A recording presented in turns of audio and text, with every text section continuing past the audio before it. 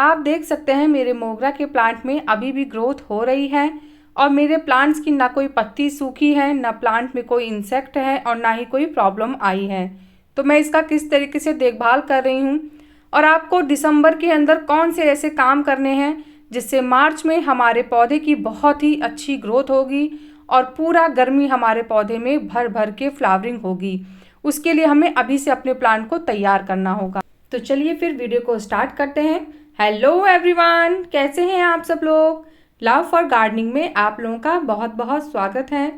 तो जैसे कि जो ठंडियों का समय होता है वो मोगरा प्लांट के लिए डोरमेंसी का टाइम होता है।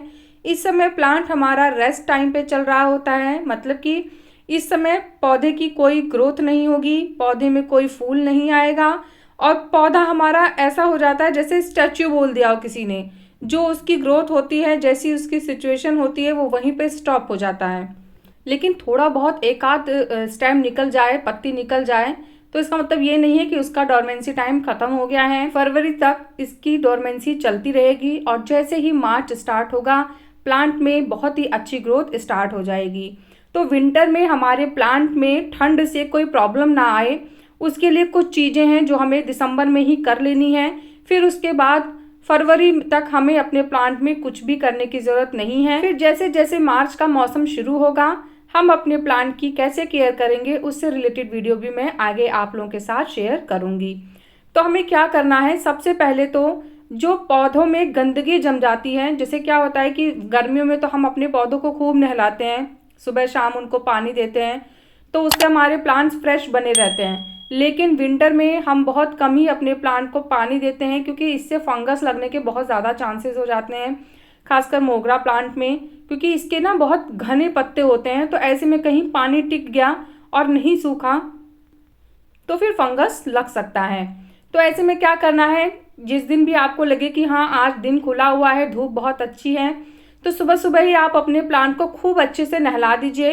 ये काम आपको 15 दिन में एक बार करना है। इससे हमारे पौधे हरे भरे बने रहेंगे, ताज़े और फ्रेश रहेंगे। और मोस्टली जो स्पाइडर माइट्स होती हैं ना, जो छोटी छोटी वाली मकड़ियाँ होती हैं, वो नहीं पनप पाएंगी क्योंकि वो ऐसे टाइम पे प्लांट में एकदम जाल बना लेती हैं और फिर धीरे धीरे पौधे का सारा रस चूस लेती हैं। तो इससे क्या होगा, फिर प्लांट हमारा मरना शुरू हो जाएगा। तो इसलिए ये स्प्रे का काम हमें 15 दिन में एक बार ज़रूर करना है, इसको बिल्कुल भी नहीं भूलना है। और अगर आपको लगता है कि कोई इंसेक्ट या पेस्ट हमारे प्लांट पे आ गए हैं, तो मैंने एलोवेरा का एक बहुत ही अच्छा इंसेक्टिसाइड तैयार किया है जो घर में ही आप बना सकते हैं। मैं आई बटन पे लिंक लगा दूंगी, उससे स्प्रे कर दीजिएगा, सारी प्रॉब्लम सॉल्व हो जाएगी। तो फिर हमें दूसरा काम दिसंबर में क्या करना है, हमें अपने प्लांट की एक बार खाली गुड़ाई कर देनी है। फिर जनवरी और फरवरी में आपको कोई गुड़ाई करने की जरूरत नहीं है, सिर्फ पानी का स्प्रे आप 15 दिन में एक बार कर दीजिएगा। और गुड़ाई आपको सिर्फ दिसंबर में करनी है। और गुड़ाई करने के बाद आपको थोड़ी देर के लिए प्लांट को ऐसे ही छोड़ देना है, ताकि अगर हमने ओवर वाटर कर दिया है या प्लांट में सॉइल पे कोई काई वगैरह जम गई है तो वो ऐसे करने से सूख जाएगी। और उसके बाद अब हम इसको एक खाद देंगे। तो जो खाद देने के लिए मैं आपको बताने वाली हूँ, वो खाद हमें इसलिए नहीं चाहिए कि हमारे पौधे में बहुत तेज़ी से ग्रोथ हो या बहुत सारे फूल आएँ। ये खाद हम सिर्फ इसलिए देंगे ताकि सर्दियों में हमारे प्लांट को एक अच्छा टॉनिक मिले, हमारे प्लांट की जो ऊर्जा है, एनर्जी है, वो स्टोर होती रहे। और जैसे ही फिर मार्च का मौसम आएगा तो हमारे प्लांट की ग्रोथ बहुत ही तेज़ी से हो जाएगी।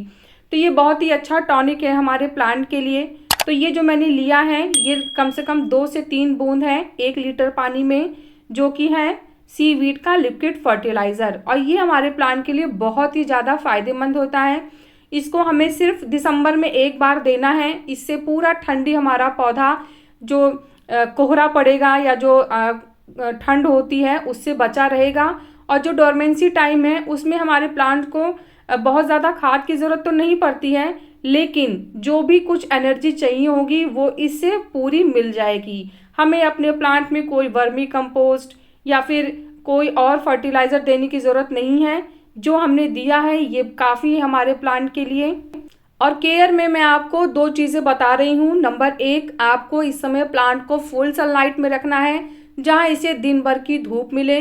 नंबर 2, पानी आपको बहुत हिसाब से देना है। जब आपको लगे कि ऊपर की सॉइल कम से कम 1.5 से 2 इंच तक सूख गई है, तभी आप पौधे को पानी दीजिएगा। ओवर वाटर देने से या फिर कम सनलाइट देने से प्लांट पे असर पड़ सकता है, उस पे फंगस लग सकता है, जड़ें सड़ सकती हैं, हो सकता है प्लांट्स में कोई इंसेक्ट या पेस्ट लग जाए।